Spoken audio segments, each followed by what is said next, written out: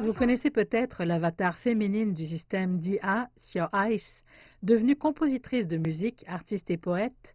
De nombreux hommes en Chine ont même surnommé Xiao Ice comme étant leur petit ami virtuel. Mais que faire si vous voulez un homme? Xiao House vient de lancer un service de petit ami virtuel pour aider une fille à trouver son homme parfait en ligne. Essayons pour voir. J'enverrai le message d'ouverture requis, je veux un petit ami virtuel, au compte Weibo de Xiao Ice. Et puis je peux commencer à lui dire ce que je recherche chez un homme.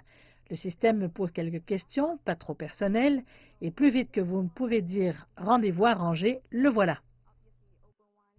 Les utilisatrices peuvent changer sa personnalité ou ses réactions quand elles le souhaitent, et il peut s'adresser à vous comme un véritable petit ami. Mais surtout, il est aussi capable de récupérer du contenu sur Internet pour en savoir davantage sur ce que vous dites en quelques minutes ou secondes. Jusqu'à présent, la réaction du marché est assez variée. Certaines filles qui ont déjà un petit ami en veulent un virtuel, mais certaines disent qu'elles ont besoin d'un peu plus. Je suis maintenant au téléphone avec mon petit ami, c'est mon genre de personne idéale, mais il se plaint toujours et parfois il me rend folle. Je m'intéresse au petit ami virtuel, ça peut être un réconfort, mais rien de trop sérieux, juste une façon de passer le temps. J'ai essayé le petit ami virtuel une fois pendant un moment. J'étais curieuse et c'était intéressant. C'était amusant de discuter avec lui. J'ai besoin de plus qu'un petit ami virtuel. Certains contacts physiques comme les câlins sont très importants dans une relation.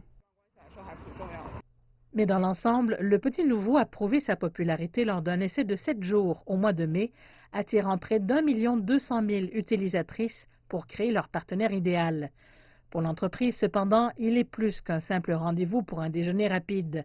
Il est destiné à être la pierre angulaire d'une toute nouvelle gamme de produits de consommation interactifs. Nous avons commencé à développer des technologies de solutions d'entreprise. Ensuite, nous combinerons ces technologies avec nos conceptions de produits afin de créer de nouveaux produits destinés aux utilisateurs individuels. Jusqu'à présent, le petit ami de l'IA ne peut communiquer que par SMS. Les échanges audio ou vidéo viendront plus tard. Pourtant, les experts disent que c'est un bon moyen pour l'entreprise de commencer son parcours. La clé de la transition vers les consommateurs est de savoir comment attirer leur attention dans un très court laps de temps. Cela nécessite des arguments de vente et le petit ami virtuel est un point très intéressant pour de nombreux jeunes. Cela aidera Xiao Ice à mettre ses produits entre les mains d'utilisateurs individuels et avec la technologie qu'il développe pour le côté commercial, il pourrait avoir un avenir très prometteur. Xiao Ice, qui a commencé comme robot de discussion en 2014, compte désormais 660 millions d'utilisateurs dans le monde et il est installé en tant qu'assistant virtuel activé par la voix dans 450 millions d'unités de matériel intelligent en partie tierce.